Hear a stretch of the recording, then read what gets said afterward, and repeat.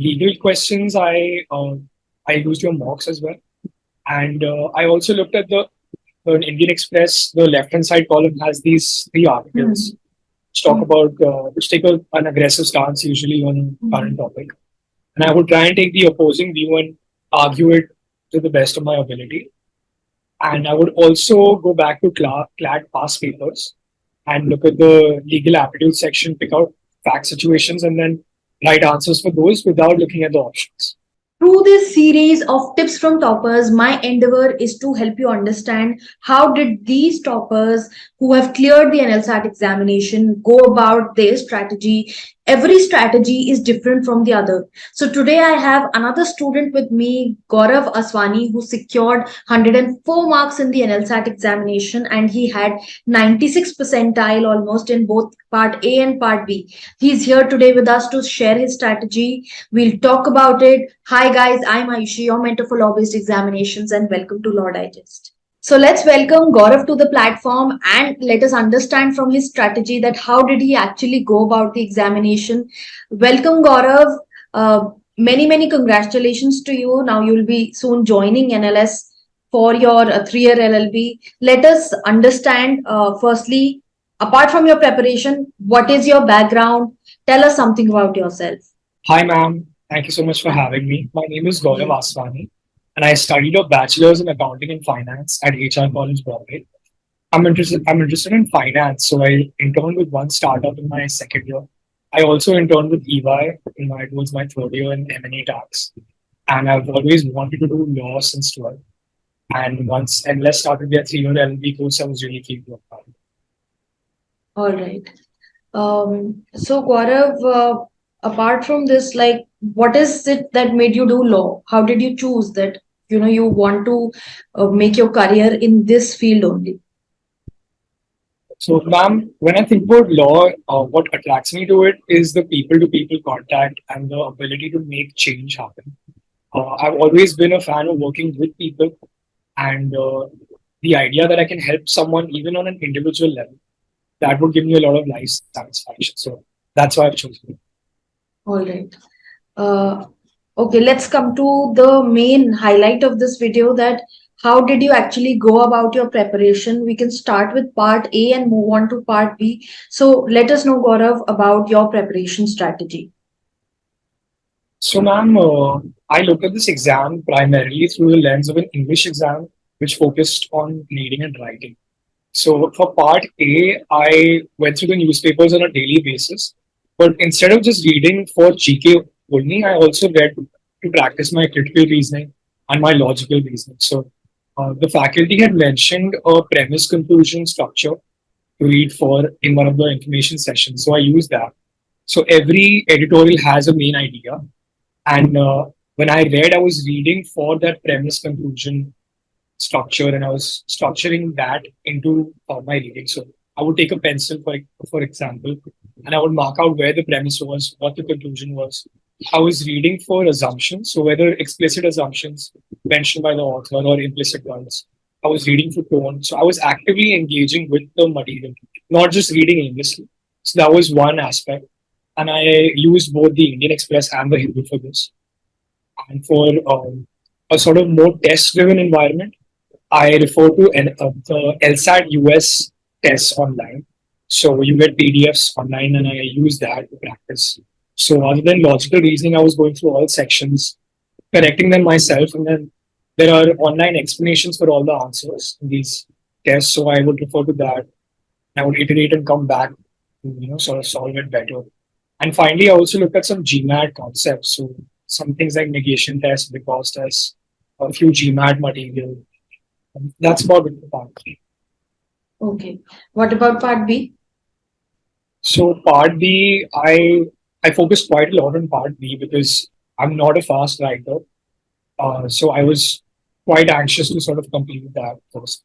So ma'am, for part B, I'll talk about the essay component first. So I kept an eye on all the editorials. So I would look at the topics that were recurring, and I would use those topics to write my own essays. So, for example, things like the economic paper section or Joshi incident.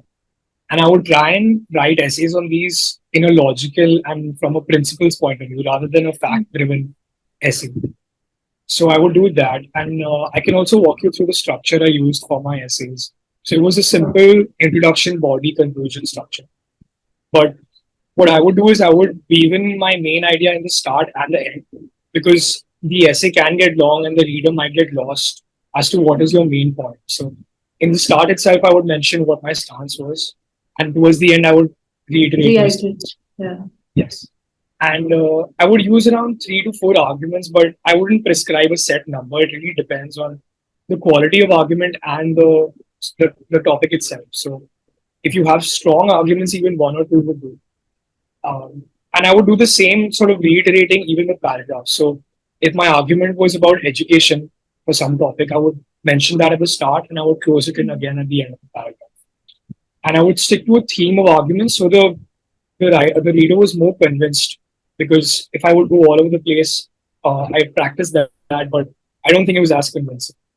And finally, I would end with an argument as to what would happen if the reader disagrees with me, if the reader takes an opposing stance. So I'm bolstering my own argument and also sort of breaking down the opposing argument. So that was my structure for the essay content. Yes. And for legal questions, I used your mocks as well. And I also looked at the Indian Express. The left hand side column has these 3 articles which talk about which take an aggressive stance usually on current topic. And I would try and take the opposing view and argue it to the best of my ability. And I would also go back to CLAD past papers and look at the legal aptitude section, pick out fact situations, and then write answers for those without looking at the options. And finally, this I didn't do too much, but I would look at legal case studies published by some law firms, especially abroad. And I would look at their fact situation and write my own approach, and then compare my approach to their approach. So this was my preparation for part B. All right. Okay, so we have an understanding of your part B and part B in place. Now let us move to mocks. How many mocks did you give? How were you performing? What was the analysis that was coming across, and how did you like learn from the mocks? So, ma'am, in the start, I think the mocks, I wasn't doing too well, I think, in the writing part. But that's the idea of a mock. You sort of find where the leaks are. So, for example, my handwriting was an issue. So my handwriting was going a little slanted, and that feedback helped me to sort of better that in case that could be an issue later. I also got some idea of how to structure my answers. When a third person looks at your answer and is able to point out that your facts are all over the place and there's not a proper structure. So that also helped me as well. And to answer as to how many mocks I gave, I think it was around 5 to 7 mocks. And after every mock, I would sit down, go through part A, see if I misread any questions. So I was improving my ability to read questions more closely, and of course, writing on the page. All right, we have an wholesome idea about your preparation. You've tried your hand at a lot of places here and there, LSAT, GMAT, the mocks by us, and maybe the videos as well. So and obviously the newspapers. That is what I can gather from your interview, and I hope students are able to understand the same thing. So finally, Gaurav, like we are done with the most of the questions. Towards the end, like I would want you to give that final tip that you feel that you might have just missed out or anything to the students so that they can get an idea that what are the things that they need to keep in mind. So I think the number one tip is to have a tangible backup in place because the seats are very few, and exams in general, I think it really depends on your temperament on the day of the exam. If you can get anxious, you may have prepared really well, but it's just not your day. So I think having a tangible backup, whether that's an admission to a master's program, if that's what the student is interested in, or even a job. So I had a job lined up in case NLSAT wouldn't go through. I would take the job, and I didn't have to worry so much. So I also prepared with much more intensity because I wasn't focused on the ifs and buts of what would happen if NLSAT didn't go well. So I would suggest students to have a really strong backup in place. Second, again, it's also a little bit of game of luck because a few marks here and there and I wouldn't have gotten. So students should keep that in mind. It's not a it's not a comment on your intelligence or your hard work even. And that's the final point. If you don't get through NLSAT, that's okay. You can try other law exams. You can sort of take a break maybe. It's not the end of the world. It's just a course. That's my those are my two All cents. right. Thank you so much, Gaurav, for taking out time, for sharing your strategy. And I'm sure the aspirants must have understood about certain things and how to go about the small intricacies that are involved in an examination. Thank you so much for being there, and hoping to see you at the bar or the bench, wherever you want to be.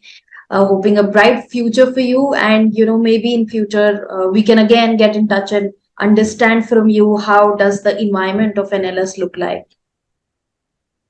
Thank you so much. All right. So that was Gaurav for you. In future, we'll be coming out with more such videos wherein I'll help you understand more how to prepare for this examination. We'll do some practice sets together. We'll understand how to go about certain things. Any queries that come from your end, I'll be addressing them up and taking them up in the online videos. So make sure that for that, in order to stay updated, you are following the channel, you've subscribed to the channel, and also follow us on Instagram, where we keep uploading a lot of legal based updates for you.